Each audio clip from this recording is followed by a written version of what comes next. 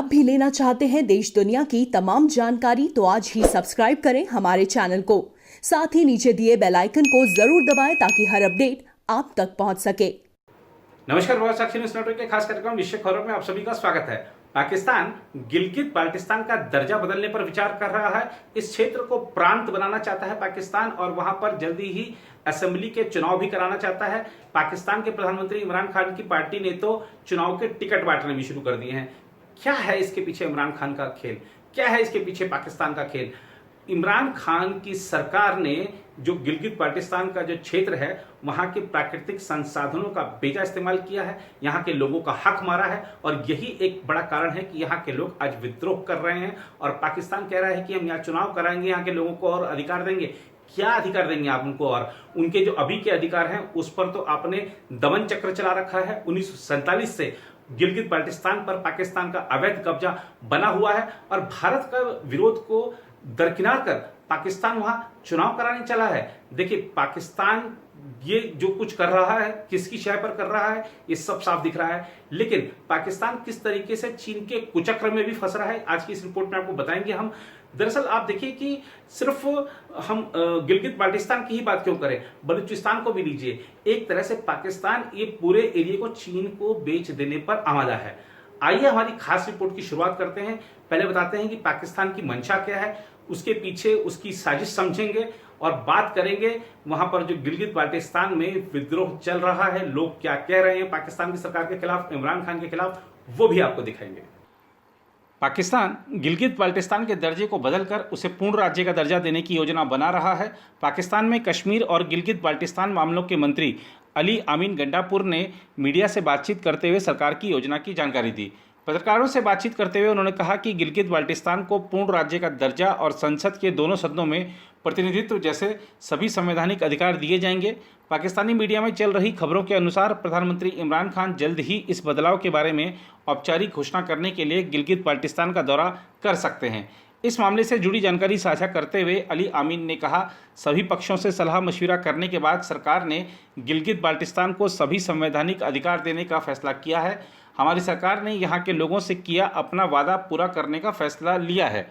भारत की ओर से अभी इस पर कोई प्रतिक्रिया नहीं आई है, लेकिन भारत पाकिस्तान के इस तरह के फैसलों का विरोध करता आया है।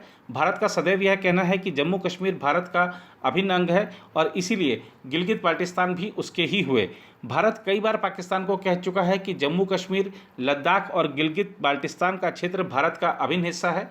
इससे पहले मई में पाकिस्तान के कब्जे वाले इलाकों में उसके बदलाव करने की कोशिशों पर भारत के विदेश मंत्रालय ने कहा था कि पाकिस्तान की सरकार का गैरकानूनी तरीके से कब्जा किए गए इन क्षेत्रों पर कोई अधिकार नहीं है। भारत ने गिलगित बाल्टिस्तान में चुनाव कराए जाने को मंजूरी देने के पाकिस्तानी सुप्रीम कोर्ट के फैसले पर कड़ी आपत्ति दर्ज कराई थी। ब्रिटेन से आज़ादी से पहले गिलगित बाल्टिस्तान जम्मू कश्मीर रियासत का अंग हुआ करता था, लेकिन 1947 के बाद से इस पर पाकिस्तान का नियंत्रण है। उधर पाकिस्तान के इस फैसले से जुड़ी जानकारी में कहा गया है कि संवैधानिक अधिकारों के मिलने के बाद क्षेत्र के लिए सब्सिडी और टैक्स छूट वापस नहीं ली जाएगी। पाकिस्तान सरकार का कहना है कि जब तक वहां के लोग अपने पैरों पर खड़े नहीं हो जाते तब तक वे इस सुविधा का आनंद लेते रहेंगे। मामले की जानकारी रखने वाले लोगों ने कहा है कि पाकिस्तानी सैन्य प्रतिष्ठान इन बदलावों को लेकर राजनीतिक दलों के संपर्क में थे। इमरान खान की सत्तारूढ़ पार्टी पाकिस्तान तहरीक-ए-इंसाफ गिलगित बाल्टिस्तान में आगामी चुनाव पर नज़र रखने के साथ बदलाव कर रही है ताकि वह राजनीतिक लाभ कमा सके और क्षेत्र में अगली सरकार बना सके। बताया जा रहा है कि यह चुनाव नवंबर के मध्य में करवाने की योजना है और पीटीआई यानी पाकिस्तान तहरीक-ए-इंसाफ ने टिकटों को बांटना भी शुरू कर दिया है। उल्लेखनीय है कि 1999 में पाकिस्तान के सुप्रीम कोर्ट ने फैसला दिया था कि गिलगित बाल्टिस्तान के लोग पाकिस्तानी नागरिक हैं और सरकार को उचित प्रशासनिक और विधायी उपाय शुरू करने चाहिए। 2009 में गिलगित बाल्टिस्तान सशक्तिकरण और स्वशासन आदेश पेश किया गया था, जिसके तहत उत्तरी क्षेत्रों का नाम बदलकर गिलगित बाल्टिस्तान कर दिया गया था और इस क्षेत्र को प्रांत जैसा दर्जा दिया गया था, लेकिन ऐसा संसद में प्रतिनिधित्व के बिना हुआ था। उपरोक्त लोगों ने कहा कि इस क्षेत्र को पूर्ण प्रांत का दर्जा देने के किसी भी कदम का स्थानीय निवासियों द्वारा स्वागत किया जाएगा।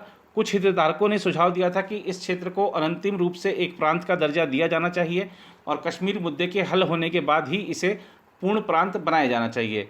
गिलगित बाल्टिस्तान में भले पाकिस्तान चुनाव करवाने की योजना बना रहा हो, लेकिन वह एक तरह से धीरे धीरे इस क्षेत्र को चीन को सौंपता जा रहा है। कुछ समय पहले पाकिस्तान ने विवादास्पद डायमर भाषा बांध का निर्माण शुरू कर दिया है। विवादास्पद डायमर भाषा बांध के निर्माण में चीन पाकिस्तान को सहायता प्रदान कर रहा है। बांध गिलगित बाल्टिस्तान में सिंधु नदी पर बनाया जाएगा, जो पाकिस्तान के कब्जे वाले कश्मीर में है। इसके 2028 में पूरा होने की उम्मीद है। यदि निर्माण कार्य सफल होता है तो यह दुनिया का सबसे ऊंचा रोलर कॉम्पैक्ट कंक्रीट बांध होगा। बांध से पाकिस्तान को सस्ती बिजली मिलेगी और रोजगार पैदा होंगे। स्थानीय नागरिक इस बांध के विरोध में खड़े हो गए हैं और कह रहे हैं कि यहाँ नौकरियों में घोटाला हो रहा है।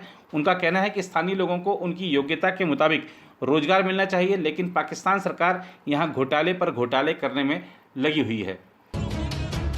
इसका इनेकाद इसलिए किया गया था कि वापडा की तरफ से जिन पोस्टों की तशहीर की गई है, इसमें गिलगित बाल्टिस्तान और द्यामर के लिए कोई कोटे का जिक्र नहीं किया गया है, जबकि द्यामर बादशाहजम के लिए तमाम तर कुर्बानियाँ अवाम में द्यामर ने दी हैं। उसके बावजूद इसी तरह मुलाजमतों में नज़रअंदाज करना हम अवाम में द्यामर के साथ जुल्म अज़ीम समझते हैं और हम इन पोस्टों की जो तशहीर की गई उसको मुसरत करते हैं। हम मुतालबा करते हैं कि दोबारा असामियों की तशहीर की जाए, जिसमें द्यामर और गिलगित बाल्टिस्तान के लिए कोटा रखा जाए। मैं वज़ीर-ए-आज़म में पाकिस्तान से मुतालबा करता हूँ कि जिसने वहाँ चिलास के दौरों के दरमियान कहा था कि हम अवाम में द्यामर और गिलगित बाल्टिस्तान को तरजीह बुनियादों पर मुलाजमतों में तरजीह देंगे। मैं इमरान खान से मुतालबा करता हूँ कि वो अपने वादे पर कायम रहें और अवाम द्यामर के अंदर जो महरूमी पाई जा रही है मुलाजमतों के हवाले से उसका उजाला करें। यहाँ की कुर्बानी को वापडा वालों ने ऐसा समझा है कि जैसा कि अपनी बाप की जागीर होती है, क्योंकि हमने यहाँ अपनी माँ आबा अजदाद की कब्रें, अपनी मसाजिदें, सब कुछ पाकिस्तान के लिए कुर्बान कर दिया। और ये यहाँ की जो ये अराजी जो आपको नज़र आ रही है, ये कोड़ियों के दाम उन्होंने लिया है और यहाँ भी गपले करके आवाम को आटे में नमक के मकदार भी मुआवजा नहीं दिया है।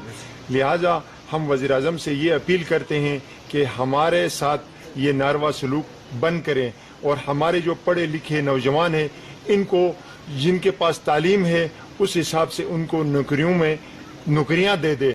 जहां तक इस प्रोजेक्ट की बात है तो पाकिस्तान इसके लिए लंबे समय से धन की व्यवस्था करने में जुटा था।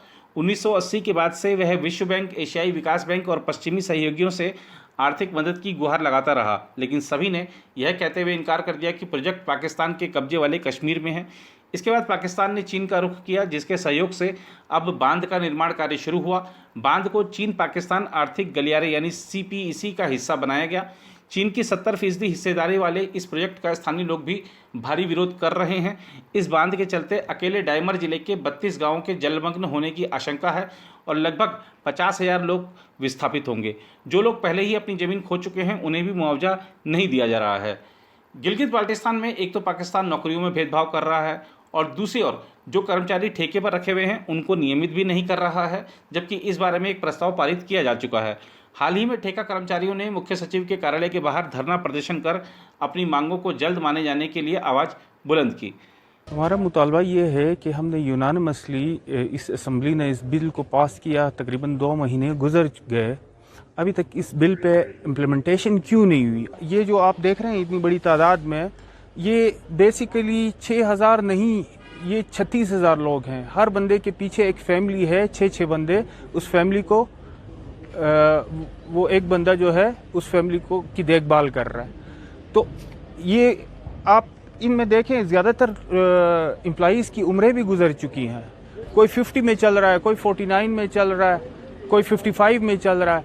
15 साल से ये अपने गिलगित बल्तिस्तान गवर्नमेंट को सर्व कर रहे हैं, लेकिन इनकी सुनवाई नहीं हो रही है। अब चूंकि एक भी आ गया, लॉ पास हो गया, अब उस लॉ को इम्प्लीमेंट करने में क्या मसला है। हम यहीं अपने हक के लिए आए हैं कि जी ये लॉ जो है, ये बिल जो है फ़ौरन इस पर इसको नाफिजुल अमल होना चाहिए और हमारे मुतालबात जो हैं उनको तस्लीम करना चाहिए। इस एक्ट के अमल दरामद कराने में वाज़े तौर पर ब्यूरोक्रेसी रुकावट है। हम इनके इन ताख़िरी हरबों और इस तरह के ओशे हथकंडों की भरपूर मज़म्मत करते हैं और अगर फौरी तौर पर इसको नाफिजुल अमल नहीं किया गया तो हम आखिरी हद तक जाएंगे। आखिरी हद से मुराद ये है कि हम हत्ता की ब्यूरोक्रेसी की इनखला का भी मुतालबा करेंगे, जो हमारी हर तरह की आज़ादी और खुद मुख्तारी में वाज़े तौर पर रुकावटें डाल रही है। अभी हमने आपसे एक बात की थी शुरुआत में इस रिपोर्ट के कि पाकिस्तान बलूचिस्तान गिलगित बाल्टिस्तान को चीन को बेच देने पर आमादा है। यह बात सिर्फ हम ही नहीं कह रहे, MQM के संस्थापक नेता भी यही बात कह रहे हैं।